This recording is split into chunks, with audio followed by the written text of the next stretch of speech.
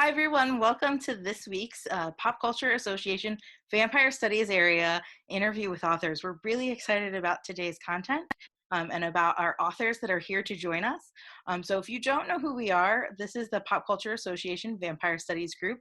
You're welcome to join our Vampire Scholars page, where we talk about all things vampires and studying vampires, teaching vampires, and all kinds of fiction, films, novels, television shows. So join us there. But today I'm going to turn it over to K.L Bone, who's going to lead our discussion today. Kristen, hi, welcome. How are you? I'm doing well. How are you? Great. So let's get us started. Okay. Hi, I'm K.L Bone. I'm a second year PhD student at Queen's University Belfast in Northern Ireland. And I'm very excited to be here today to introduce the panel. I'm more widely known as K.L Bone. I'm a best-selling novelist of over 20 books, including the best-selling Tales of the Black Rose Guard dark fantasy series and the Flames of Colleen paranormal romance series. However, for the purposes of this panel, I'm also the author of 4 vampire stories, including 3 in the Midnight Coven series, Forever Chosen, Immortal Sky, and Wicked Desires, and 1 novel called Undying Embrace. I've spoken at conferences all over the world, including the Dracula Workshop in Timisoara, Romania, the Monsters and the Monstrous Conference at Oxford, and the Game of Thrones panel, A Reflection of the Future, which was at the San Diego Comic-Con. For those of you who don't know, I'm a diehard Comic-Con fan, and I'm heartbroken still that they've canceled it this year, as I did have tickets to go. So this is also my 4th time presenting at the PCA National Conference, though I will admit my first time ever doing so virtually. Normally, when I come into a panel, I'm in a good position to say I'm one of the top vampire experts in the room.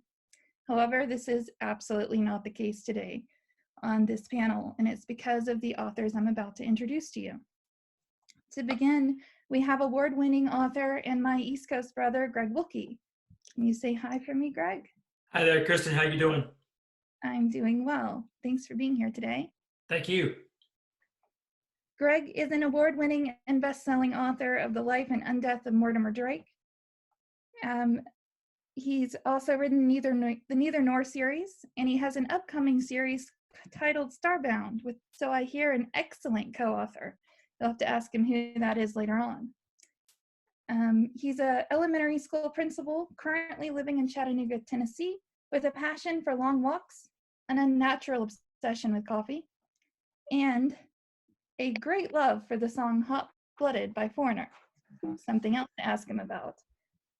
Of interest to this group, I first met Greg in 2013 when we were both invited authors to the Vampire Lestat Ball and Undead Con by the Queen of Vampires herself, Anne Rice. Greg has not only been called a writer to watch by Anne Rice, but also, get this, knows what the inside of her kitchen looks like. Something else to ask him about. Next, I'm delighted to introduce Lux Karpov-Kinrade. Do you want to say hello? Hi, Kristen. Thank you so much for having me today. Oh, I'm delighted to have you with us. Lux is one half of the USA Today and internationally best-selling writing duo Karpov-Kinrade. She co-writes with her husband, Dimitri. Together, they write award-winning books, make music, create art, write screenplays, and direct. They also did the cover for Forever Chosen, which is one of my books, and it is absolutely gorgeous. They're most well known for their Vampire Girls series, the Nightfall Chronicles, the Night Firm series, and many more. Lux has been writing since she was a child, when she created her first publishing business, selling short stories and poems to her neighbors. Now she has over 40 books available under 3 pen names and lives with her husband and co-author, their 3 teens in Northern California, amongst waves, wilderness, wine, and 7 precocious cats. Can you name all 7? Yes, of course. They're all named after characters from our books. Mirden, Ari, Kai, Star, Theo, Hades, Did I get them all? Hades. Oh, and Zoran. Awesome. Lux's most recent title is A Werewolf, a Vampire, and a Fae Walk into a Bar, book 1 of the Last Witch series. I was privileged to work with Lux on the multi-author Vampire Bride series last year. Both her vampire novel Forever Bound and mine Forever Chosen were included in the set, and I'm thrilled to have her with us here today. Last and certainly not least, I am honored to introduce the international best-selling author, presenter, and lecturer, Dacre Stoker. And yes, he's related to Brom, the great nephew, in fact. Hello, Dacre. Howdy, Kristen. Thanks so much for having me included. And I have to say, I love the fact that you're coming to us from Brancaster, one of my favorite places in Transylvania. Mine too. Thank you so much for being here today. We're honored to have you as a part of this panel. My pleasure. Happy to be here. Dacre has co-written a number of books, including the 2009 Dracula the Undead novel, co-written by Ian Holt, which serves as the official Dracula sequel endorsed by the Stoker family. He's co-editor of both the 2012 Lost Journal of Bram Stoker, The Dublin Years, edited alongside scholar Elizabeth Miller. Most recently, he co-wrote the 2018 novel Dracula. I think I can see it behind you. Yeah, it's right up here. A prequel to Brom's original novel, co-written with J.D. Barker.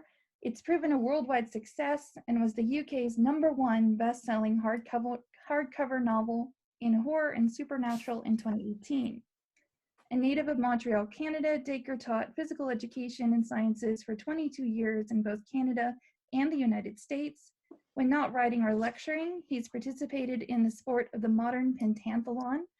As an athlete and coach in the international and Olympic levels for Canada for 12 years. Can you tell us what the modern pentathlon is? It's actually 5 sports: running, shooting, swimming, fencing, and riding horses. The ancient was something done in the ancient Olympics: javelin, wrestling, discus, sprinting, and marathon running. So these were the attributes of the military courier when the Olympics were renewed in 1912. Oh, wow. That is amazing. Dacre has consulted and appeared in recent film documentaries about vampires in literature and popular culture, including The Real Vampire Files, 2010 History Channel, Secrets of the Dead, 2015 PBS, Legend Hunters, 2019 Travel Channel, and others. He currently hosts tours to Ireland to visit places in Dublin, where Bram Stoker lived, was educated, worked, and researched, and leads groups to Transylvania as well, to explore both the life and times of the historic Lord Dracula III and the location where Bram Stoker set his famous novel. He currently lives in South Carolina and helps to manage the Bram Stoker estate with his wife, taking steps to ensure Dracula's legacy lives on. He's also lectured on Stoker's works in the United States, Finland, Ireland, England, Italy, Scotland, Romania, just to name a few. I first met Dacre April 20th of 2012. Now, if you're wondering why I remember that very specific date, it's because that also happened to be the 100-year anniversary of Bram Stoker's death. We first met at the famous poet John Keats' house in London, where I took on a very important role. I don't know if you remember, but I had a very important role in the Open Graves, Open Mind conference that year, passing out name tags. The task was far more important than you'd imagine, because if I'd done my job and actually offered Dacre the name tag he stood there 10 minutes waiting on, I would have known that the charming conversation I was having was actually with a member of vampire royalty. Instead, my professor had to come over and say, "Kristen, are you ever going to hand that name tag to our guest of honor?" After that, I had the additional privilege of accompanying him, along with conference attendees and members of the Dracula Society, to Golders Green Crematorium. There, we were able to view the urn where Bram Stoker's ashes were held. And I most recently saw Dacre in 2019 at the Dublin Bram Stoker Festival, where he was kind enough to give me a personal tour of the Bram Stoker collection on display in Marsh's library. This is the famous library where Bram Stoker checked out several books as a student at Trinity College in Dublin. At the end of the tour, there may have been some rather incriminating photos taken of me, a feather boa, a golden mirror frame. Those pictures have yet to surface, though. Normally, at this point in the presentation, I would talk a bit about the history of the vampire, a bit about the influence that classic authors such as Bram Stoker have had up on current authors, including this panel. However, today, Dacre's going to do this for me. So without further ado, I'm going to hand this presentation over to you, Dacre, and the virtual floor is yours. All right. Well, first of all, thank you. That was a magnificent introduction, especially delving into the picture frame. So you're going to have to let people know a little bit about some of the cool things they do at Marsh's Library to give you opportunities to have selfies taken and so on with cool props. Okay, so I'm just going to get on with how a young guy growing up in Montreal realizes this legacy that I've been born into. And first of all, what's sort of interesting is, you know, not many people outside scholarly circles knew that much about Bram Stoker until the mid-70s when McNally and Florescu wrote In Search of Dracula. And the family is no different. My connection is that I am the great-grandson of Bram's youngest brother, George. George is very close to Bram, live with him. So I'm lucky. I've actually got some letters in our possession of things between Bram and George when he was off being a doctor in wars around the world. And also the fact that I had an uncle who was, you know, as the Irish are, very proud of their heritage and was the collector and had trunks of things, you know, letters from Hall Caine, from Hamilton Dean, things to the family talking about Dracula, which I've been able to delve into. But my story normally goes like to my father when I'm 12, 13 years old. Why is everybody joking at Halloween when they come to the door and go, ooh, what's going to happen at your house? Are you going to take our blood or give us candy? And, you know, for a few years, I had no idea what they were referring to until I was old enough. And Dad said, okay, I've now got to tell you. And he takes this first edition of Dracula off the bookshelf, and it's inscribed from Bram to his mom, and then inscribed to Richard Stoker, that's the next brother, and then passed on down to his wife, and then it made its way to us. So I read the book, and I'm really embarrassed to say in front of especially you guys, I read the first edition book without tearing it. I really didn't know how valuable it was. That's when I first read it. I didn't quite get it at the age of 13 or 14, but it was my first look at it. And it wasn't until college when I was doing an English course and it was like time to do a sort of study project on an author, I found In Search of Dracula, and that got me to reread Dracula. And that was, you know, put things in perspective.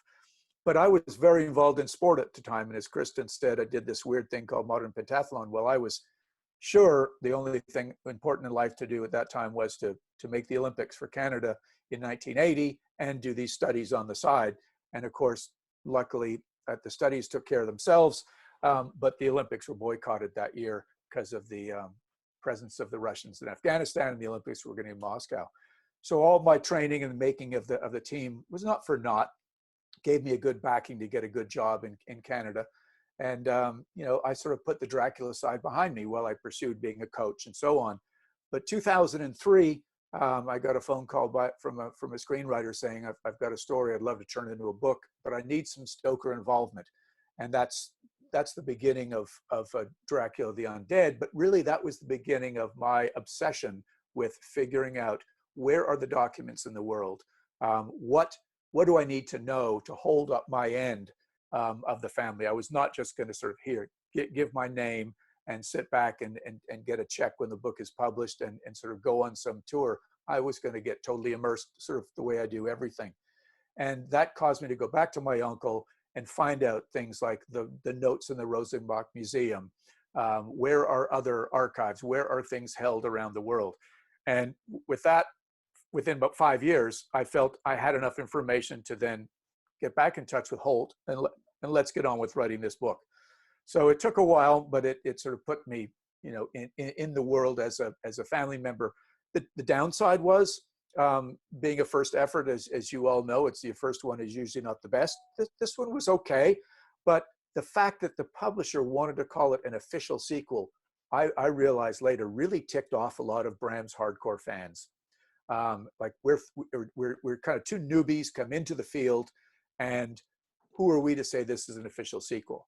And you know, secret is, folks, that was really a publisher's marketing plan. We just wanted to continue the story of Dracula, and we're not good enough writers at the time to do the epistolary style that Bram did. We also realized that it's hard reading these days. So we just, you know, did a sort of basically third-person perspective, picked up the action 25 years after Bram ended his story. And it was good fun. And it got lots of good excitement. It became a bestseller in France and Spain, and you know, lots of good critical acclaim. During my process of researching for that, I actually found Bram's Lost Journal. And that was sort of the key to me to sort of put me on the map, because I quickly went and got Dr. Elizabeth Miller, who was one of the two scholars who deciphered the Dracula notes, and she helped me decipher this Lost Journal. And this was one of the first pieces of information, source material, that anybody had ever found about Bram Stoker other than these notes. And that really got me inside his head. And being a teacher, all of you guys on this panel will understand, to teach well or impart wisdom upon people, it's really helpful to get to know thy students. And that's what I really did. I got to know Bram Stoker through deciphering these 311 different entries spread over 7 years while he was a university student at Trinity. That's when I started to sort of develop a reputation of going off to conferences, as Kristen said, and giving talks here and there. But at the same time, I was a sponge. I would listen to people like Kristen and you others to listen to what you have to say about Bram Stoker, because I quickly realized there are many, many very valid perspectives, people who are inspired by Bram, who adapt his story, and they're affected by what he did. And that was wonderful for me to sort of suck all that in and try to say, where is my place amongst all these other more accomplished authors, so that I'm just not a Stoker riding a coattail. I'm one that is actually contributing. And that's when I sort of got this whole idea of putting Bram's life on paper, but in a fictional way. And that's how Dracula came around. That is the story that's recently out with J.D. Barker. Number one, I found a very accomplished author who was willing to try an epistolary style novel. But I had read one of his books called Forsaken, and it had a particular character in it and a style of writing that I knew was going to tell this story. And what I really felt was important was to make sure that I tell Bram's story as I envision it, obviously fictionalized, into his writing of Dracula as if the story was real. So again, as writers know, you need a hook. And my hook was that this story around the world, everybody knows, a whole nother draft of it somehow made its way to Sweden in a serialized in newspapers. It's made its way to Iceland.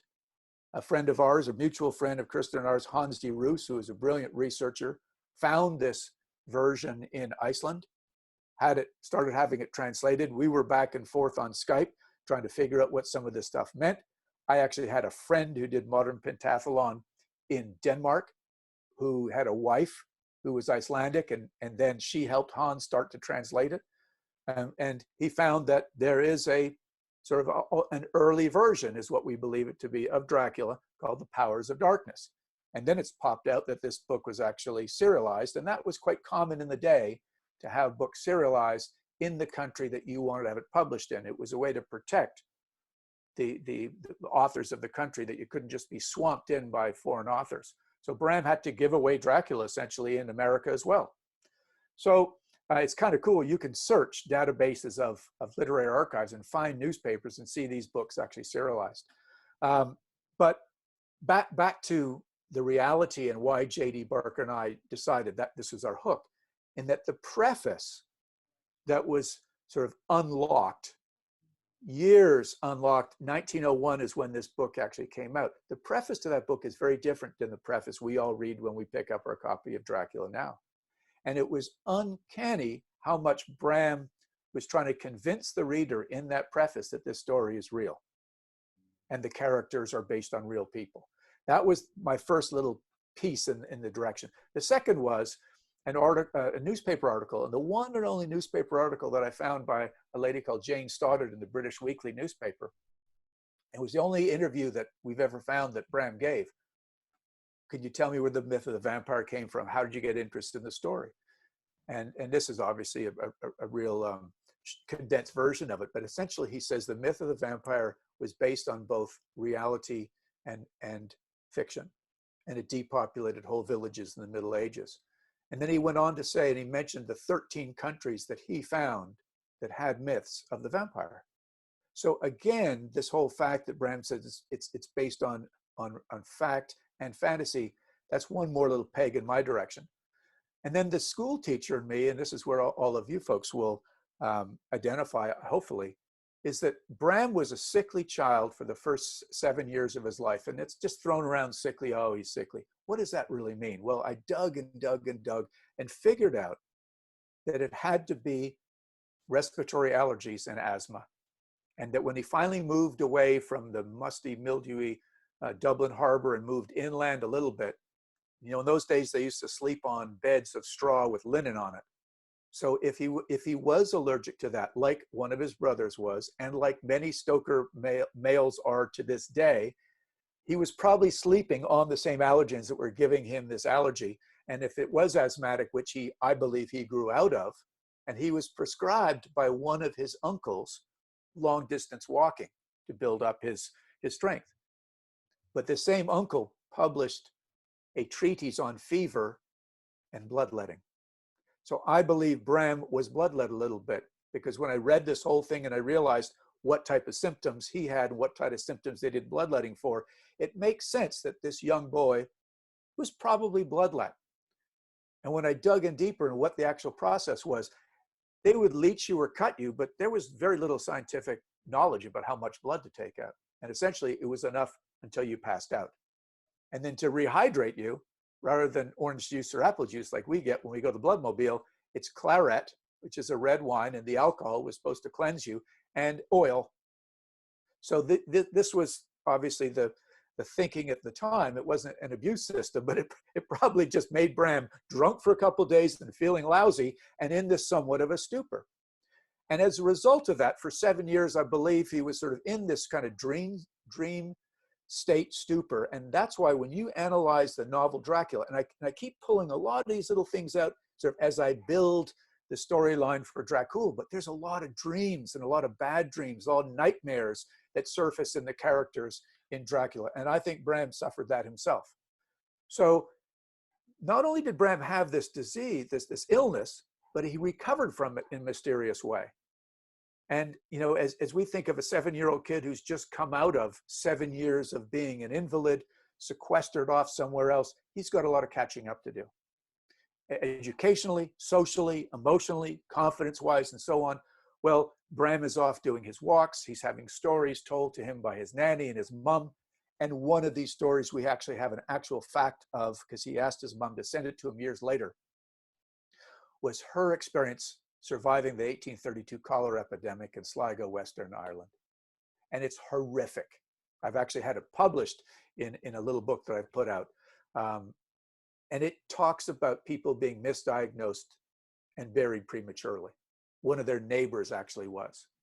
And the husband went and dragged the lady out of the mass grave and got her to come out. She lived for years. It wasn't the cholera. So I am just imagining this gentle little brain of Bram Stoker's being traumatized by his own illness and wondering if what would happen to him if he was misdiagnosed and buried prematurely.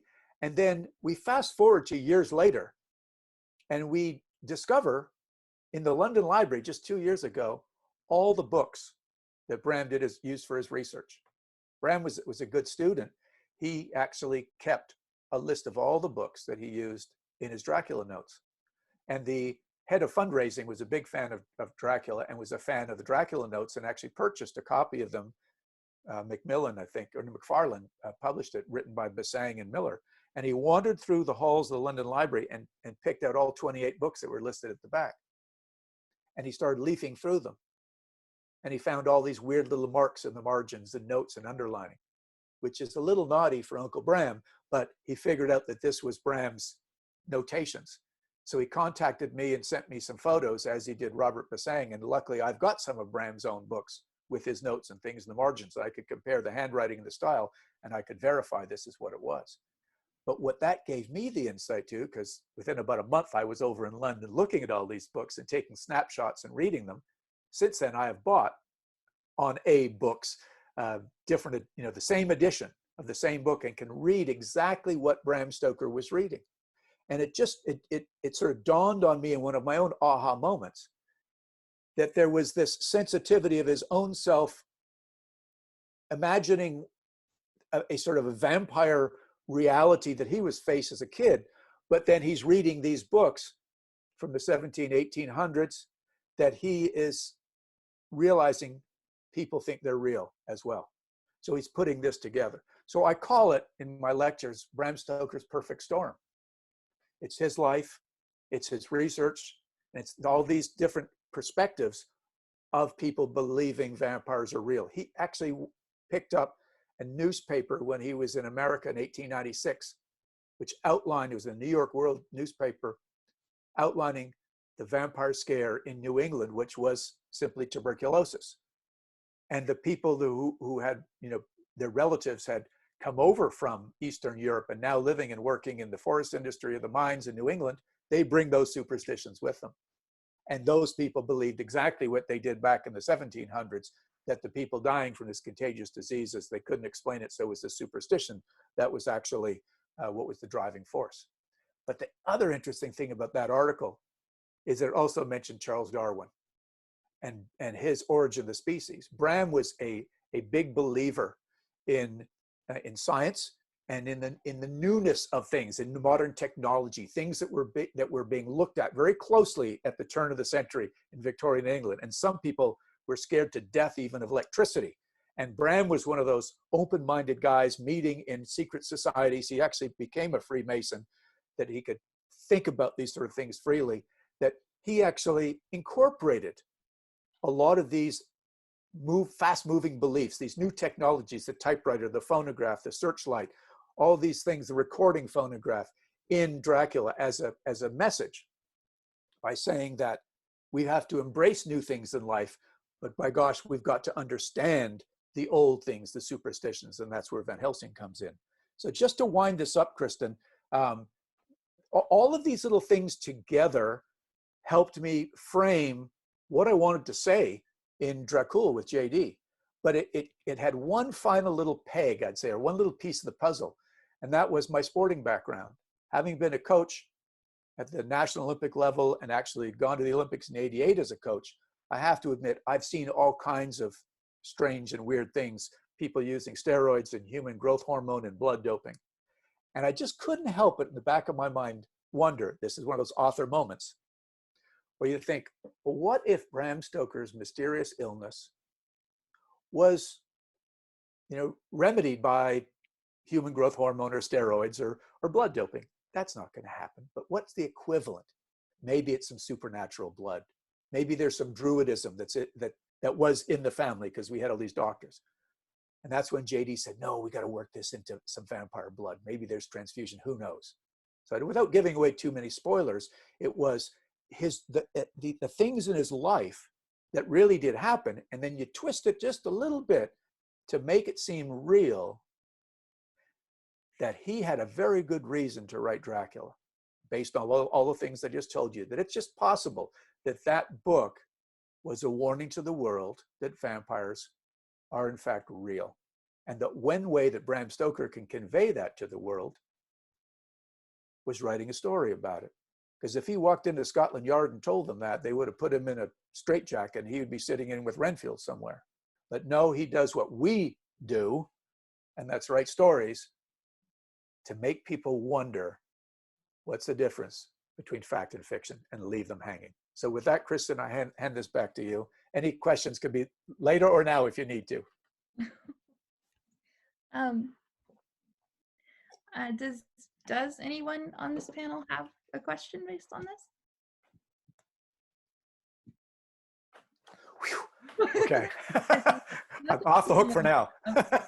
That's okay, because I have a whole list of questions for this panel as we move forward. So Good. It's their turn. Yes, thank you so much for that, Dacre. It was great. I'm going to open the floor to questions for the other authors. I've already given the brief introductions, but I'd just like to, I guess I've broken up these questions into two sections. We're going to start with speaking about vampires because we're all vampire authors here. And then we're going to move into more general questions concerning your writing habits, preferences of writing, just more generic writing questions. But we are going to start with the vampires here today, since this is a vampire panel sponsored by the vampire area of the PCA. So to begin, now that Dacre's told us a little about Bram Stoker and his legacy, my first question to the panel is, what class novel or novels featuring vampires influenced your own creation and fascination with these characters?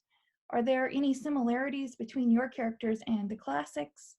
And are there any specific tropes that maybe you embrace, such as a lack of reflection, garlic, sunlight, any of those sorts of things? So basically, which classic vampires influenced your own work? Greg? Well, thank you. First of all, Dacre, that was fascinating. I loved hearing all that. That really I was making some notes we didn't see. You know, the writers always make notes. So I was making some notes to myself.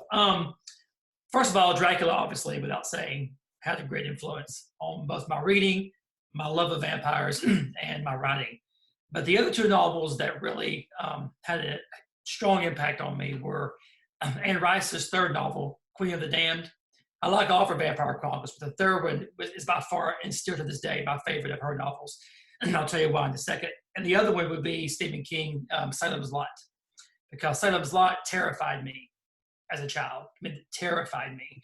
So the idea of this horrific, terrifying vampire, and then Anne Rice's third novel, Queen of the Damned, which she explained her vampire's origin, kind of got me to thinking about, well, vampires, real, not real, but like you were saying, Dacre, fact, fiction. So when I began to create my own novels and my own vampires, I really had a good time creating my own mythology, my own cosmology of my vampires and how they came to be.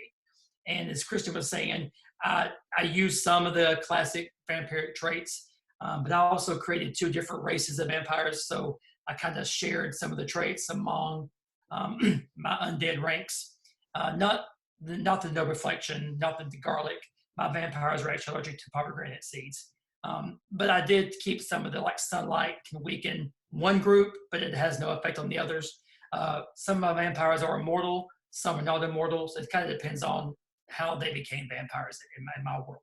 So that's kind of my brief influence of classic vampires. Lux, how about you? I've obviously been very influenced. I think anyone who writes in this genre or in the genre of vampires in any way has been heavily influenced by Dracula, by Anne Rice, by the great legacies that we have of vampirism.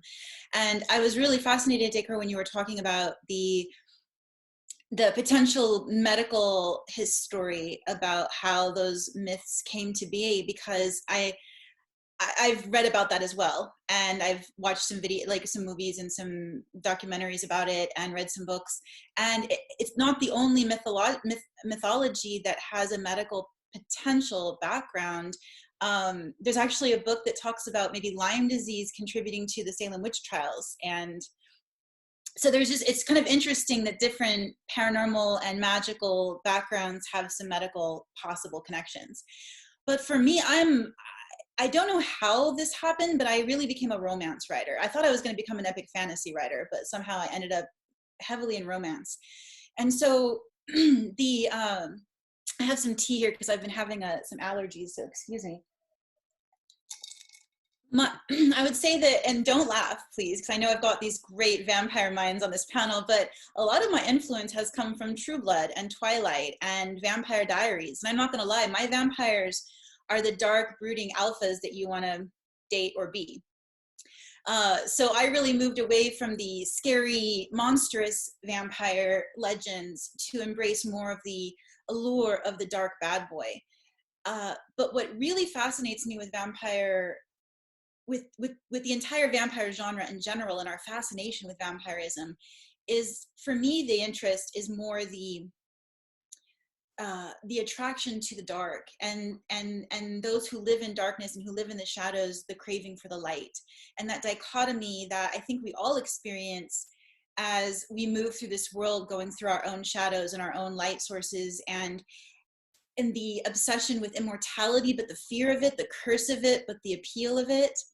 And also this idea that most of the time when vampires are depicted as having lived many lives, they haven't really grown or matured or become wise, or and so there's this sort of inherent flaw in humanity that, despite being given multiple lifetimes, they get stuck in their own ego and in their own darkness, I suppose.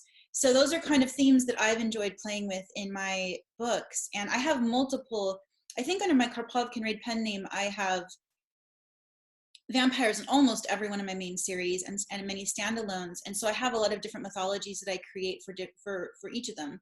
I play with whether they're allergic to light or not. A lot of times they are in our world, but I usually do portal fantasy. So a lot of my, one thing that I think is somewhat unique to my books is that I do portal fantasy, so I trick people who read paranormal romance into going into epic fantasy. I guess that's been my workaround since I ended up writing romance. And so I like to create new worlds with new mythologies that I put the vampires in as part of that world building and part of that series. So with Vampire Girl, my vampires can't really go out in human sunlight, but in their world of Inferno, where they were cast to, it kind of blends like biblical mythology with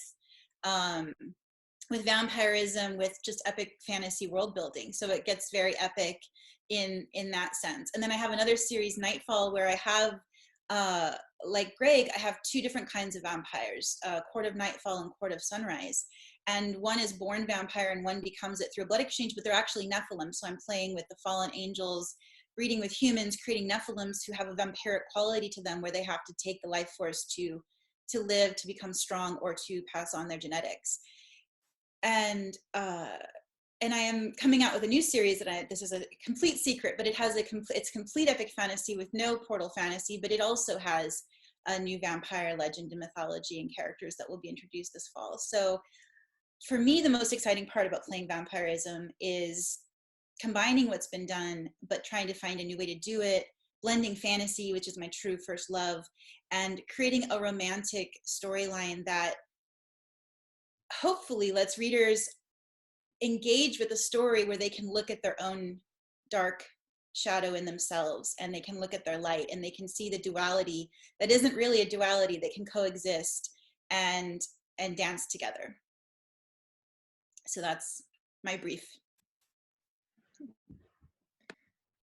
It's interesting that you mentioned kind of the finding a balance between the light and the dark and the vampires. Anne Rice actually said in a speech that she gave right around the time she took a pause in writing her vampire series, that she felt she had to stop writing the vampires for a while because she couldn't find a way to bring the vampires into the light.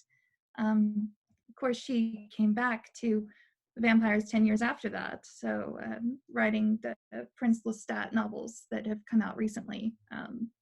Anne Rice would have to have been my main influence. I really like the dynamics between Interview with the Vampire and the Vampire Lestat because of the portrayal of Lestat. In book one, Lestat's kind of portrayed as the villain, where when you get to book 2, he kind of goes back through his own story, justifying the actions that he took, saying, what I did wasn't really that bad. I was accused of killing this person, but this person was a murderer. And kind of justifying every act that he took to transition between that line between hero and the villain. I actually had the privilege of asking Anne Rice one time if she thought Lestat was a hero or a villain.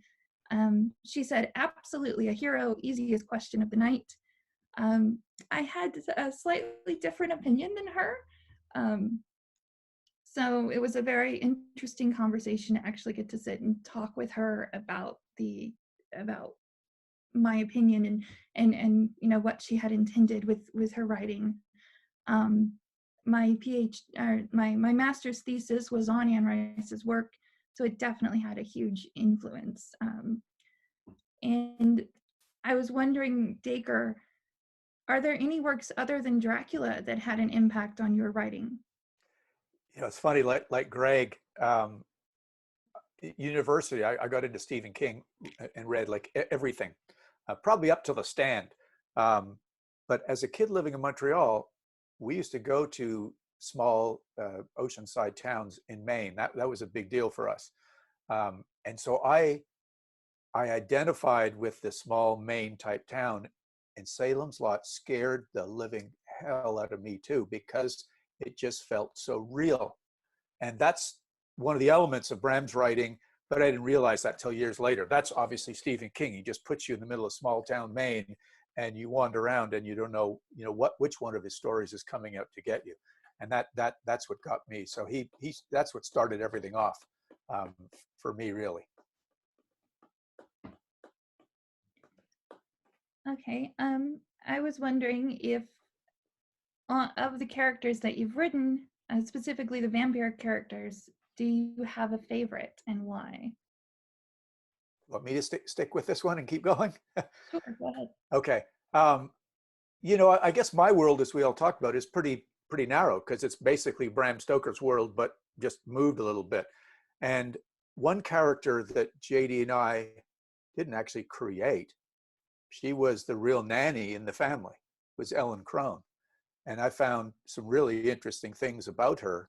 But we decided that she would be the one to become the supernatural, and I obviously can't do too many spoilers, but when you've got, I've had 2 children, we've had nannies for both of them to help out, and you entrust your child into a nanny, one of the scariest freaking things that can ever happen is if you have doubts about the safety of your child in the arms of that nanny.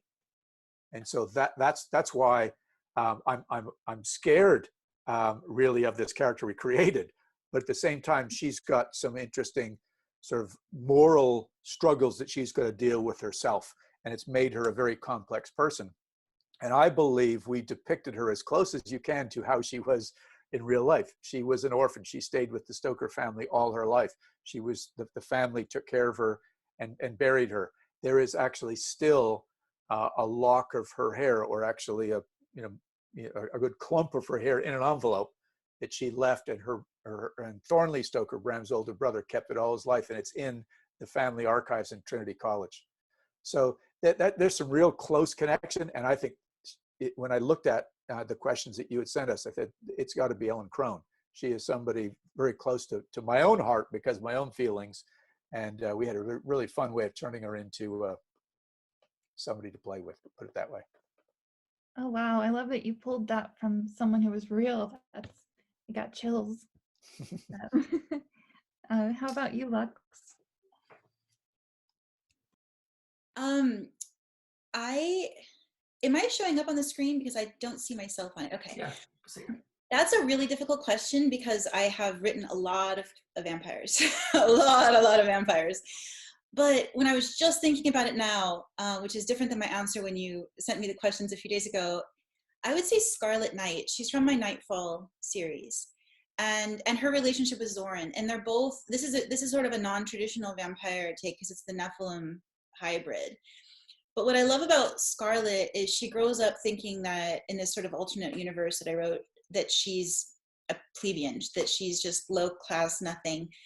in this world, and discovers that she's part of the elite, the Four Orders, where she goes to the Castle Viani and trains to become a knight. But in the process of that, and this is not really a spoil because this is the setup of the book, is that she frees the last Nephilim, this last vampire, who is being kept by her family, and becomes one because she's about to die, and he turns her. And so now she becomes a rebel, Nightfall, who's trying to lead the Nephilim people into freedom while also playing a double role as a knight in training at Castle Viani. And what I love about her is I think her story and her struggle almost represents the vampire genre to me. It's that struggle of which side are you on, of looking at your dark side and seeing how far into that darkness would you go to get what you want or to do what you want. And it's looking at the dark and light impulses of humanity. I think that's the appeal of vampires, is that it lets us look at our darkest hearts as humans and come to grips with it. And so in her role and in her mentor Zoran, who's the person who turned her, she goes through this struggle with realizing that not everyone at the castle and in the orders are evil, and not everyone who's fighting this order are good. And there's no clean, like, black and white, good and evil, light and dark. It's very muddled. And I think that's my most, I think that's the kind of story I love writing most, is when there's no clear cut, but there's still hope. And there's still like goodness in the person who's trying to sort it out. And so she is one of my favorites in that way, because there's so much of me in her, and I think of everyone in her, of just this sense of like, I don't know what the right thing to do is, but I'm doing my best, and struggling with her thirst and her desires and her darkness and her light. And she's just a really fascinating character to write. How about you, Greg? Well, it seems like we all have chosen female characters, and my favorite character is also a female, and she was actually a mistake. She was not supposed to be a main character. In my Mortimer Drake series, kind of to play off what Lux said earlier, Mortimer Drake's a teenager when the stories begin. So it's all about growing up, and it's a lot of the high school drama and angst is part of that. And I just wanted to take the idea of growing up and kind of combine it with the supernatural horror of the vampire mythology. So anyway, Mortimer's aunt, her name is Lena. Lena is by far my favorite character, and she still is. She was supposed to be there. You know, when I was writing the story, I needed a character that could bridge two scenes. So I invented Lena for that one purpose. So in the beginning, she was supposed to be maybe 2 chapters at the most, and then disappear. She has survived all 5 Mortimer Drake novels, and she actually is in the crossover novel that I wrote most recently I combined my 2 series. So Lena did not go away. She just kept on reappearing. And as Mortimer was going through, the books aren't happy. Mortimer has a hard time. He's a hybrid human vampire. He's like a forbidden race that should never have been created. His parents broke these vampiric laws, and his mom is human, his dad's a vampire, and they had a child. And so he was like never supposed to exist. And Lena became like his champion. Like, she was a true-born vampire, his dad's younger sister, who's also a true-born. And she kind of helped him find his place in both the vampire and the human world. And so she kind of was like his rock. And before I knew it, she was as big as a character as he was. And she hung out. She didn't go away. And she is still my favorite character. And I think about Mortimer's world, I think about Lena first, not Mortimer. And they're his books. So it's kind of funny. But I love her. I mean, she's pretty awesome. I'd have to join everyone else with the female vampire perspective.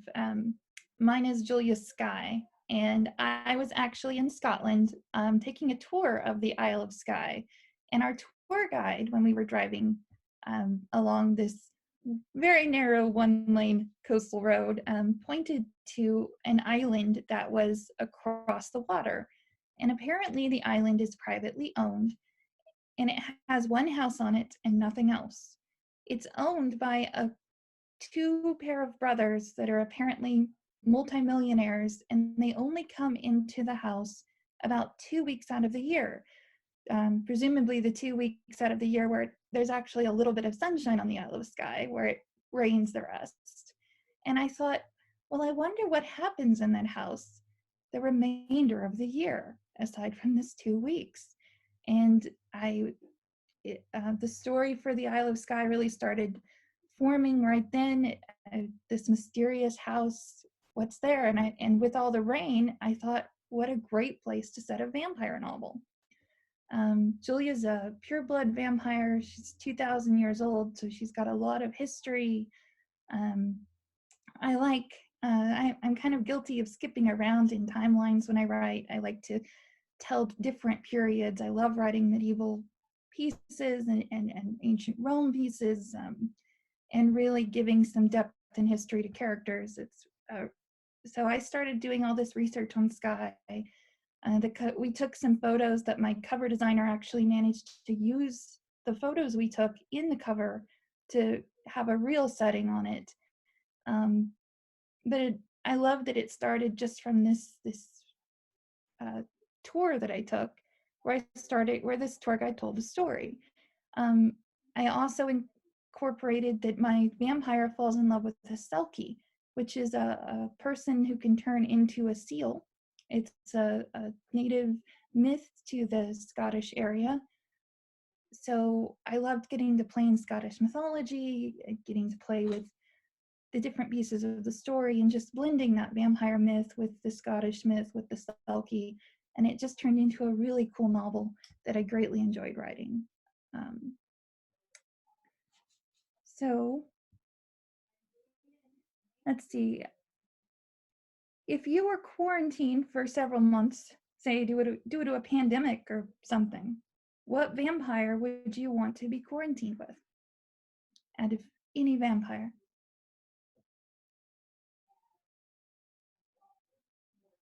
Well, I'll start this one.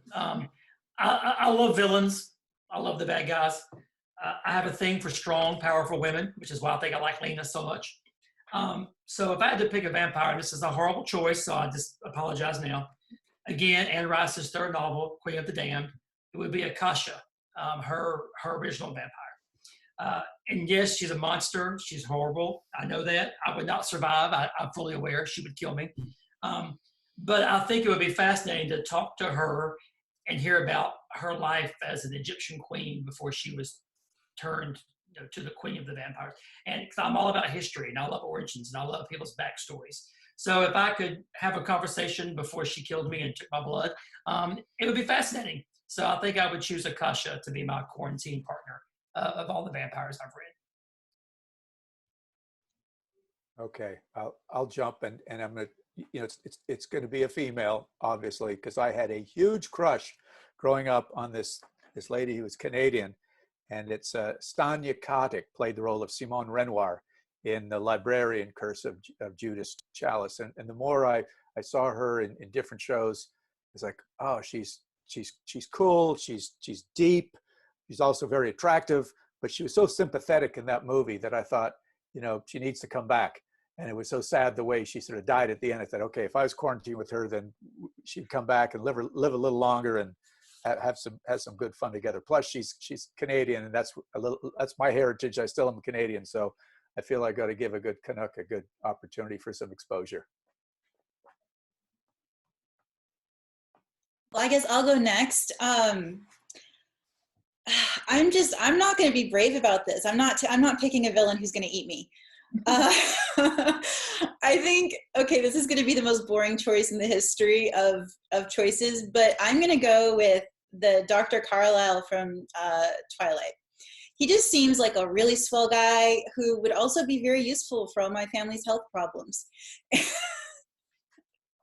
But also, I loved his character because I feel one of the things I love about Twilight, and say what you will about, I know that hating on that book is a popular pastime these days, but I think the series is brilliant in its way. And I think it took vampires into a very different kind of world and created new mythologies. And I'm all about that. I've got you all are big researchers, and maybe I'm just too lazy, but I just like making stuff up. And I love his character because he really wanted to create a family, and he really wanted to create a way that they could live as vampires in a moral and ethical way that gave back to society and to humanity, despite everything that is flawed about humanity. He must have seen so much, if you think about how long he'd been alive, and yet he still had goodness in his heart, and he still believed that there was something redemptive enough about humanity to not just treat them all like cows to the slaughter. So in addition to feeling like I'd be pretty safe with him, I also think he'd be a very compassionate human being to share a cup of tea with. I actually met Peter Fasinelli, and he was a very nice gentleman. So very, very friendly. Very nice to meet him. So if I was stuck with a vampire, it would be Marius from Anne Rice's series.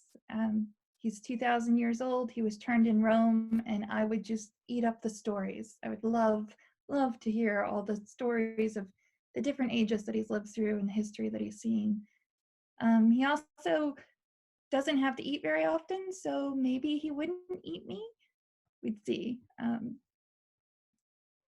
So that would definitely be mine. Here's a question about the vampire's place in the literary canon. Do you think they belong within it? Are they worthy of proper academic study and merit? Well, let me just start by saying it's pretty cool that I don't know if Dracula was the first vampire novel that was accepted by Oxford and became a classic. And people keep asking me those questions. Why? And quite honestly, up until Kristen, you presented that question, I had to do a lot of digging to figure out exactly why a book is deemed a classic. And so, pardon me, but I'm gonna have to read you a short excerpt, because as I did, it will really help me figure out, what are the qualities of Dracula, and then what are some of the qualities of other books. But first of all, the jury is still out. There is no exact definition. And that's one of the things that picked up. But here's what I found. To be generally agreed upon, a classic works meet some common high standard for quality, appeal, longevity, and influence. So quality, appeal, longevity, and influence. And one of the things about high quality was an artistic quality. So my answer to this is going to be sort of focused on, a lot of vampire stories are very artistic. The flair, the scenery is amazing. The costumes are amazing. There's great artistry involved in that. From the standpoint of Dracula, it certainly is a focus to an era, which was a very, a lot of change going on in the Victorian era, and a lot of schools teach Frankenstein and Dracula because they're a glimpse as to what are some of the issues going on, one in the early 1800s and one in the late 1800s. And Dracula, as I mentioned in my earlier talk, really brings to the forefront some of these sensitivities that Victorians are going through: sexual hang-ups, the role of the female in society, drug use, and all this other stuff. Longevity, well, for a book that's never been out of print, has been translated in over 30 languages, is now public domain. Public domain does have its benefits because anybody can publish it, so that does help proliferate a little bit longer. And of course, influence. We're sitting here doing a scholarly discussion on vampires, obviously because of the influence. And there are sort of countless people, and some of them are sitting in front of me on my screen, who have done their master's and their doctoral dissertations on the vampire. And I think a little piece of it is that the origin of this does come deep-rooted superstitions and mythologies in many, many different cultures around the world. And the fact that all of us here have been able to take something that Bram recognized, he didn't invent, he recognized that this is deep set in people's minds and beliefs, that these are real, and we've adapted them into romance. And let me just say this: there is nothing wrong with Twilight. I think it did a great job against those damn zombies, keeping them down at bay when they were picking up momentum, and that is fantastic. And the fact that movies can come out still to this day. When that BBC Netflix movie came out, there was so much uproar over. Some people loved it, some people hated it.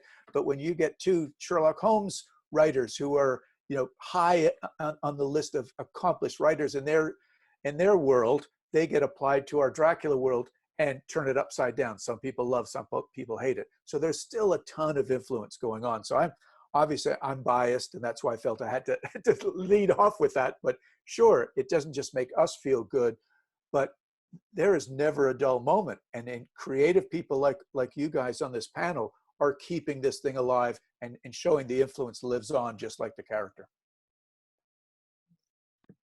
I'd like to jump in there, just with what you said about, well, the quality. I took notes as well, because also I am a writer. Longevity, I had to laugh at the longevity, because of course vampires should be qualified for this. They live forever. If nothing, they should be the top of that. Appeal and influence. And a lot of you have studied this very specifically, like you said, Dacre, in master's programs. My master's program, which I didn't complete, but it was in transpersonal psychology. And it was focused on, I always thought that sociology, psychology, and anthropology, like cultural anthropology, would be a really, like, if I could live a lot of years, if I was a vampire, I would just keep getting all these degrees. But the interesting thing about transpersonal psychology, as it relates to my work and vampires, and why I think that that is a valid focal point for classic literature. And sometimes I think we say classic literature and it becomes like a tone, like you think dusty and old and irrelevant. And in writing workshops in colleges, you know, they don't want you to write genre fiction because it's not literary enough. But I think all that's BS, because I think that at the core of it, what we're doing with vampires and other kinds of books like that is we are looking at, like I've said before, the human psyche, the human soul, and the collective human soul of humanity. And vampires are, like I said before, the darkness that we have.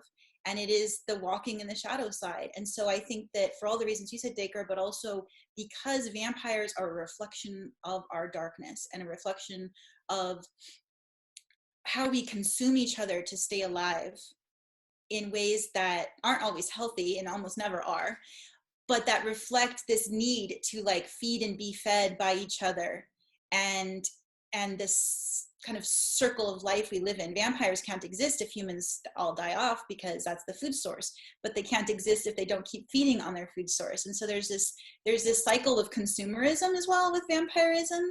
That's a reflection of our psychology. It's a reflection of our economy, even if you want to look at it in a weird way. It's a reflection of our relationship to the natural world. It's this balance that you can't push too far. If you go too far into that darkness, you destroy yourself. If you don't go far enough, you don't survive.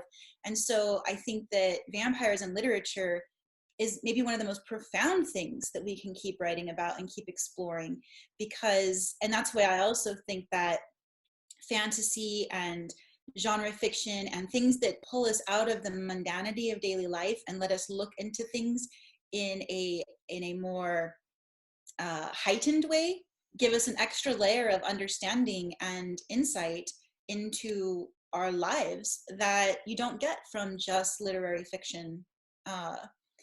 Which they have their own place, of course. I'm not disparaging that, but I think that vampires absolutely bring into literature and to all of media at this point something that's very profound and important, and sexy and fun too. I mean, I like to joke that I'm trying to change the world and bring light and hope into the world by shoving broccoli into brownies. My books are easily digested and fun and tasty, I hope.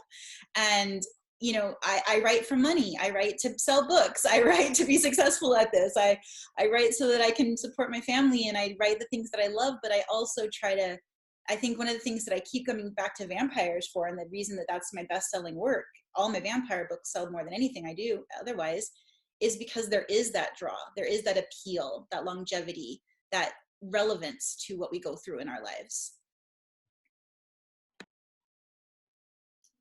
I would absolutely agree with all of that. Those are great answers.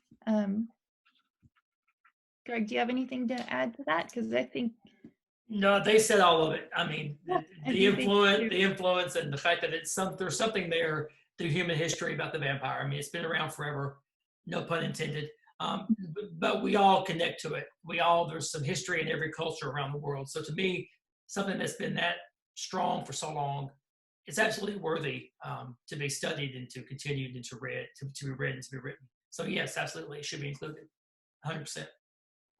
Absolutely. I absolutely agree as well. And as long as I have you on the mic, Greg, here's a question specifically for you. What does the inside of Anne Rice's kitchen look like? And does she have a coffee pot? Absolutely. Yes, she has a coffee pot. She offered me coffee, and it was very good, by the way. Her kitchen, it was, I went to visit her in Palm Desert, California, in April of 2014. She invited me out during my spring break, which just kind of was mind blowing because I had been a fan of her work since I was 17. So now the fact that we're actually friends and she actually calls me a writing buddy, which again blows my mind. So when she invited me out, of course I said yes. So we had lunch at her house and we sat in the dining room and I could see the kitchen, off. And of course I'm a writer and I'm nosy and I was a fanboy because I was in Anne Rice's home. So I was looking at everything, trying not to be rude, not to give her my full attention.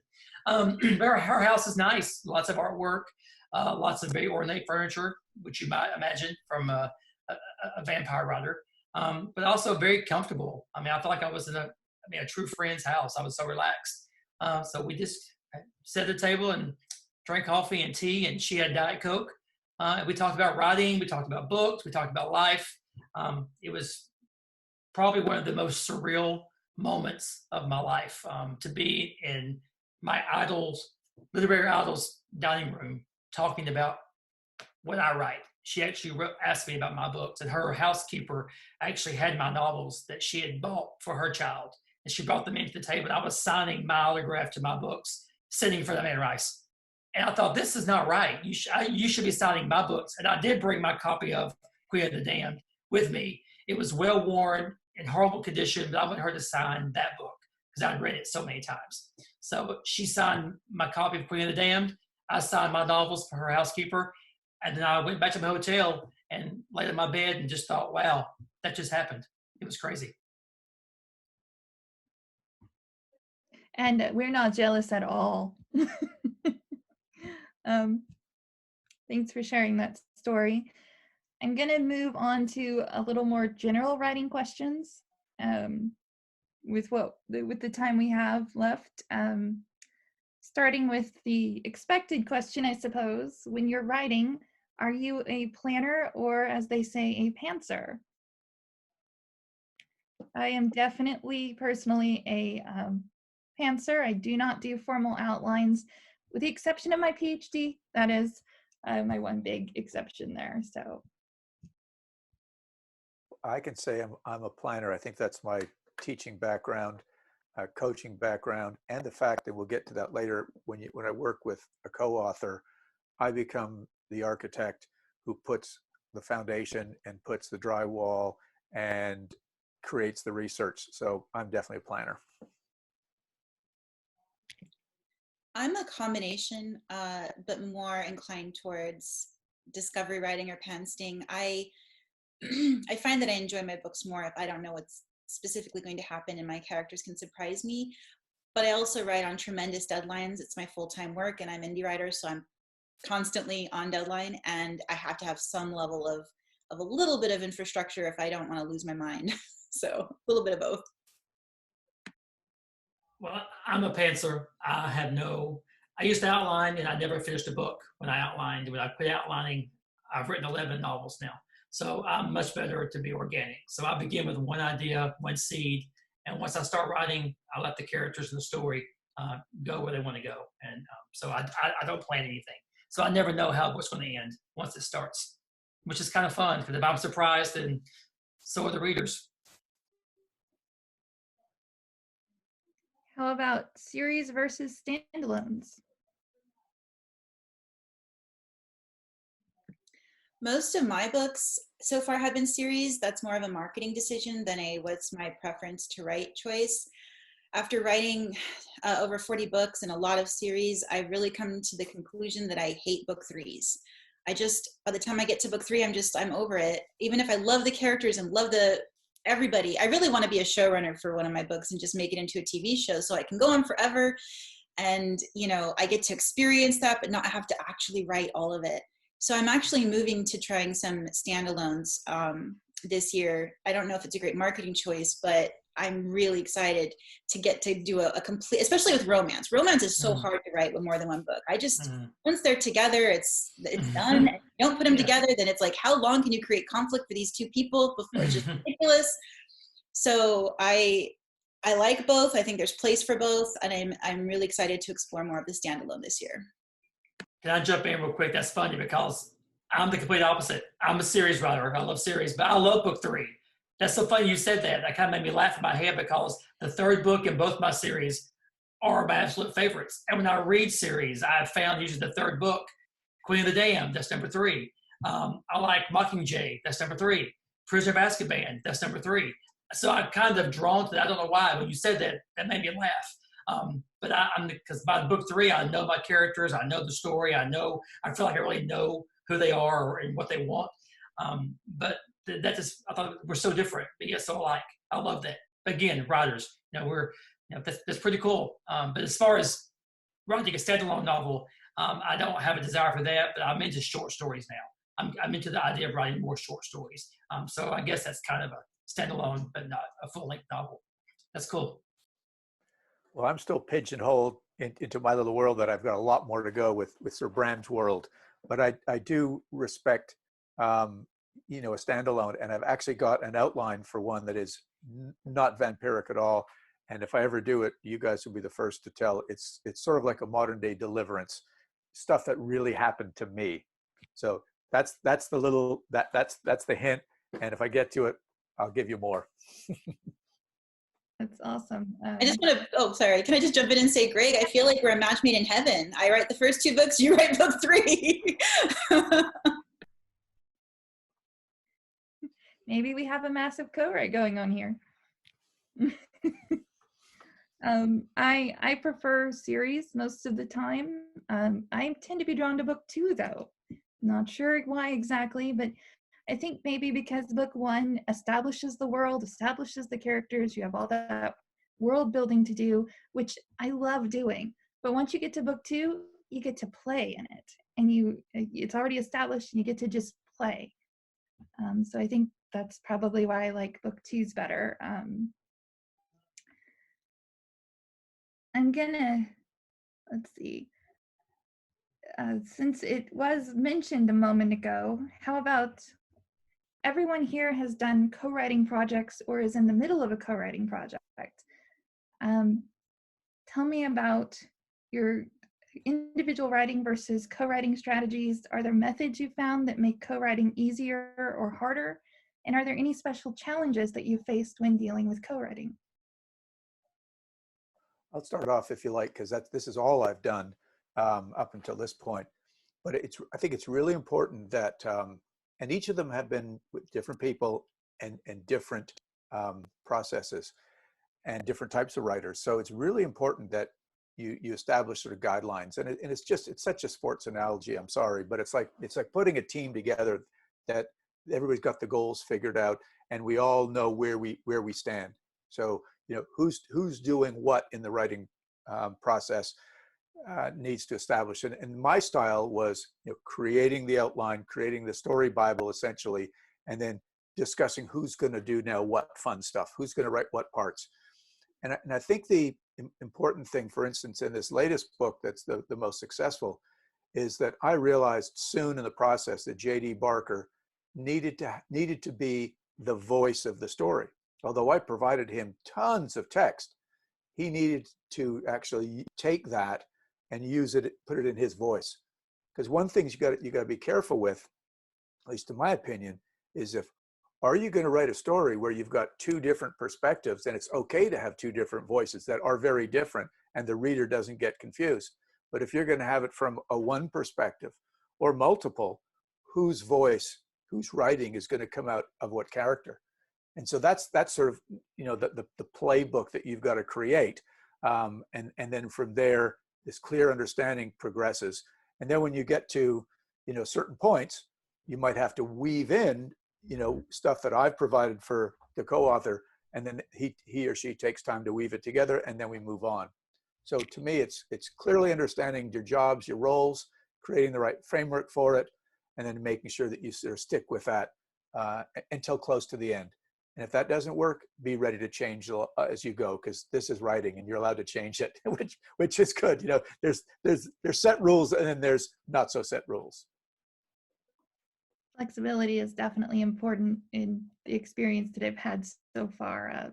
I just finished my first ever co-write with Erin McFadden. It's a retelling of Little Red Riding Hood called Shattered Moonlight that'll come out in October.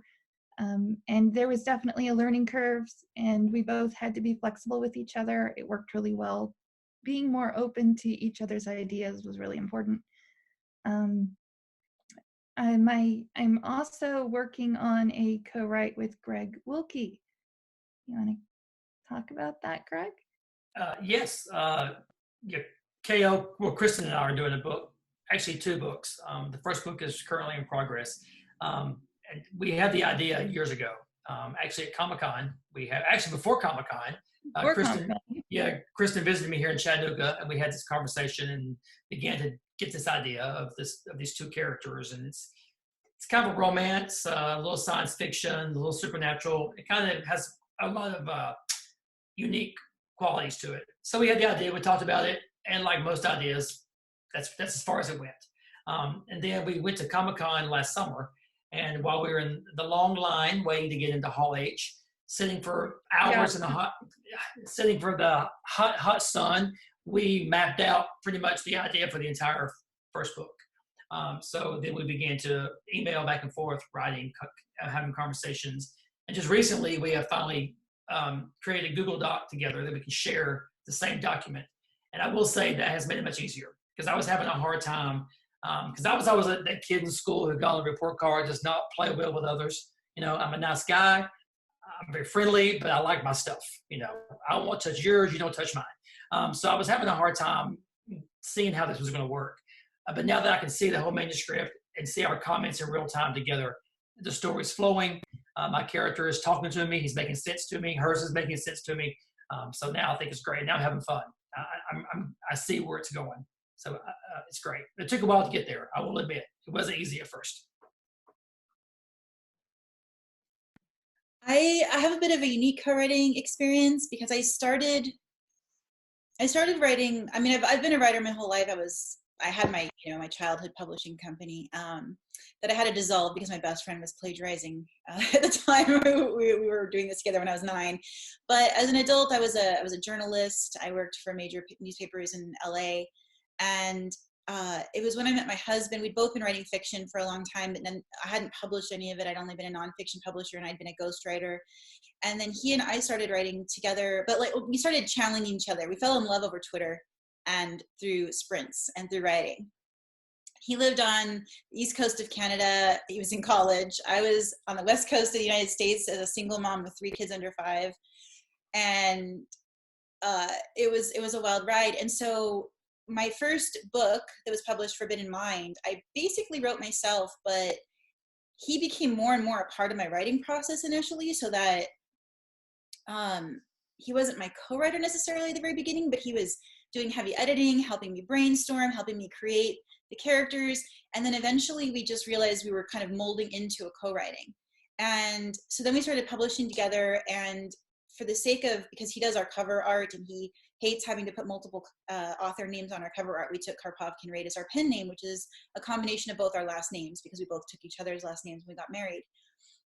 So we've been writing all of our books ever since, but he got really sick a couple of years ago and nearly died, a combination of Lyme and mold toxicity. And he hasn't been able to do a lot of prose writing in the last couple of years. And I've had some health stuff too. It's just been a rough time. But I had to keep writing, because this is literally what supports a family of 5 in California, is our books. And so last year at the end of the year, I decided, and with him and I, people always ask, how do you co-write? And it really was different with every book. We might alternate chapters, or he might do like what Dacre's saying, heavy outlining and structuring of it, and then I'm the voice of the story. So we had, we just kind of, we share a mind. Our voices are very similar when we write. So we never had to figure out how that was going to work. It just was so organic. So at the end of last year, when I decided to actually co-write with somebody I wasn't sleeping with, it was a very different thing.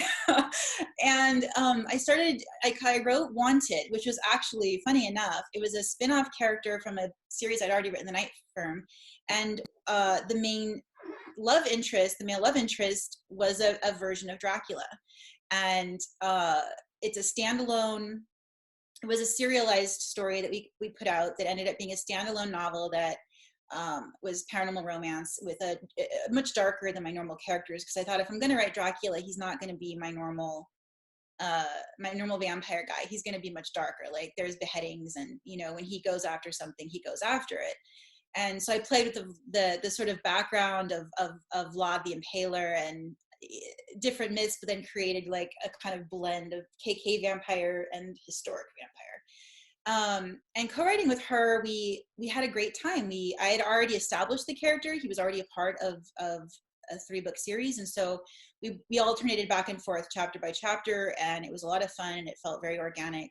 And we've written a couple other books together. And then this year I made the mistake of overloading my plate with way too many co-writers. Like, I had all of these plans, and I've co-written with Heather Hildenbrand, who's an amazing paranormal and fantasy romance author. And most recently I started co-writing with my friend Evan Gausted, who has only written 1 book before me as a co-written project that's not in my genre at all. He knew nothing about paranormal, nothing about fantasy, nothing about romance. So I brought him in on this paranormal fantasy romance, and I'm like, we're going to write a reverse harem. So there's 3 guys that she has to fall in love with. And he's like, okay. And so we went back and forth the chapter, and he dragged me kicking and screaming into Google Docs, which has been I hate it, but I also love it. It's been really helpful. I had to postpone some of my other co-writing things till next year because I just got overwhelmed with too many people that I committed to. I think the struggle, I love co-writing. It's a lot of fun. I love the collaborative nature of it when you find the right person and it really clicks. I think the struggle is I'm also a little bit like Greg, where it's like, I like my stuff, don't touch. And I'm open to editing and criticism and all that. But if you have a story idea you're really excited about and somebody's not really getting the voice or the right tone, that can be hard in co-writing and frustrating. And so now and I haven't had any bad experiences recently.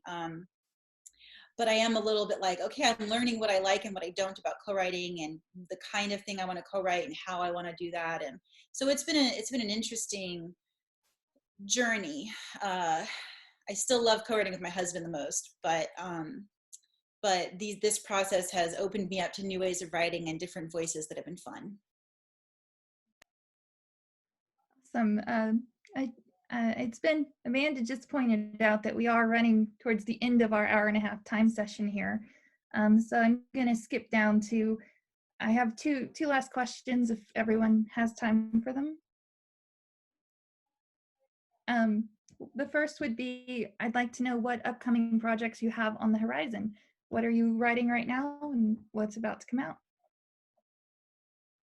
Lux, do you want to go first? Sure.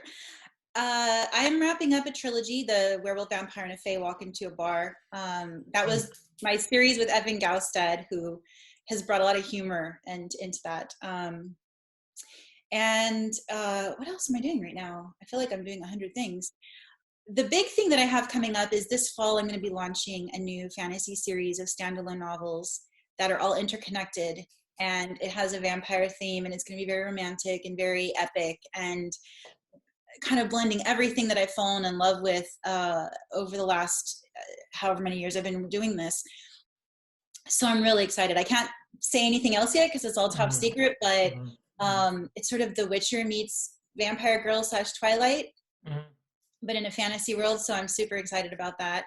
And I've got some other projects that are postponed a little bit, but will probably be coming out more next year. With co-writers and some of my own work as well. Gregor Dacre? I'll jump.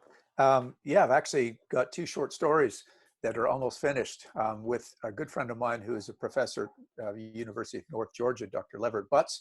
We've got one that's committed to go into the next edition of Weird Tales, and it's all about the last week of Bram Stoker's life and some of the secrets that he has really has held. And then another one, because Lev is a real big fan of Sherlock, it's digging into Dracula and all the deaths that are not necessarily associated with vampirism. And those are being explored by a Sherlock Holmes style character. So those are the 2 literary projects. And I'm trying to finish off a documentary that involves going to the actual location of Bram Stoker's fictional castle Dracula in Romania, which I've done. I've been there, put up a nice plaque, got all the nice press, but we're just trying to finish off this documentary. Editing from a distance is much harder than doing a literary endeavor from a distance, especially when I'm dealing with Moldavians and Romanians. Mm-hmm. Well, my most recent project that will come out soon is a co-write with the talented K.L Bone, Fallen, which is book 1 in the Starbound series that we're working on. So that will be what comes out next. And when we're finished with those 2 books, I'm going to get back to Mortimer Drake's world, and I'm going to continue the series where he and my other character, Edgar Flax, who combined in the last series of books I wrote. There's going to be a new series now where those 2 characters are together. It's going to be called The Netherworld. And it's going to be a series of books where they're going to be like partners in crime, so to speak. They're both supernatural characters with their own gifts and talents. And so that's what's on the horizon for me.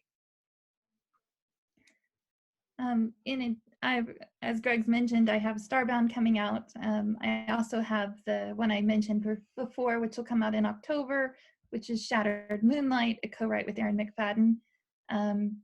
It's going to come out in a set called Once Upon Another World, 22 fairy tale retellings, 99 cents. It's on pre-order right now. It's a kind of a hope. We're basically hoping to make the USA Today bestsellers list, so fingers crossed on that one.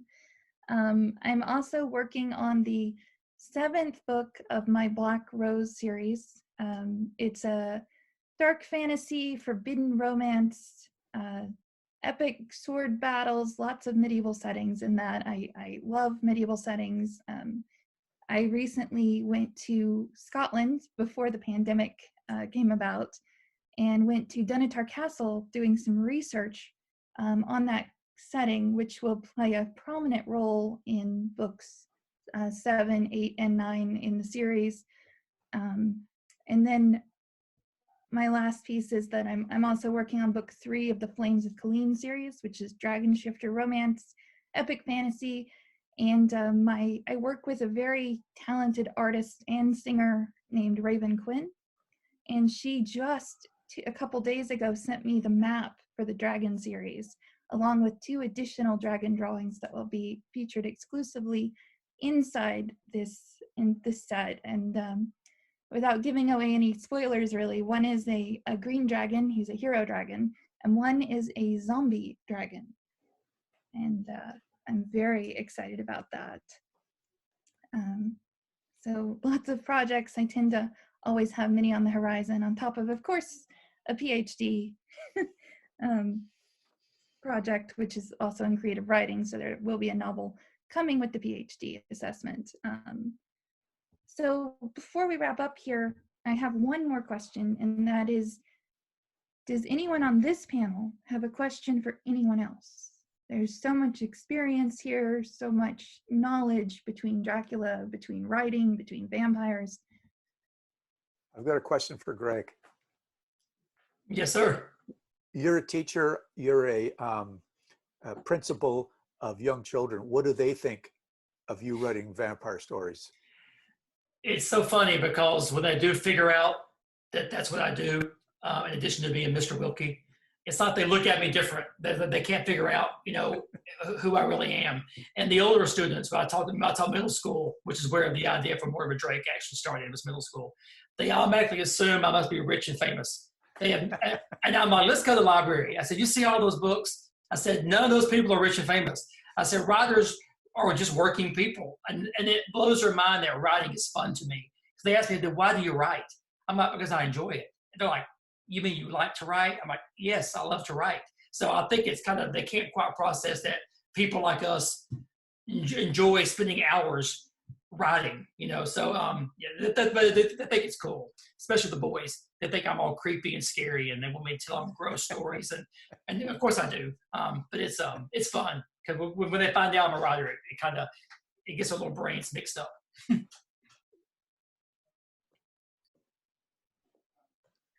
Well, thank you all so much. This was lovely and wonderful and enlightening. So I very much appreciate all the experience and the storytelling and the sharing. So thank you for sharing your experience with us and with everyone involved with the Pop Culture Association Vampire Studies group. We were truly gutted that our conference was not being held in person and we couldn't get together in person like so many people are experiencing right now. But this makes up for it in some way, getting to have these virtual communications and getting to share this with folks. So thank you so much for joining us. Thank you, Kristen, for being our mistress of ceremony and navigating us through this really spectacular conversation. Thank you all so much. Thank you.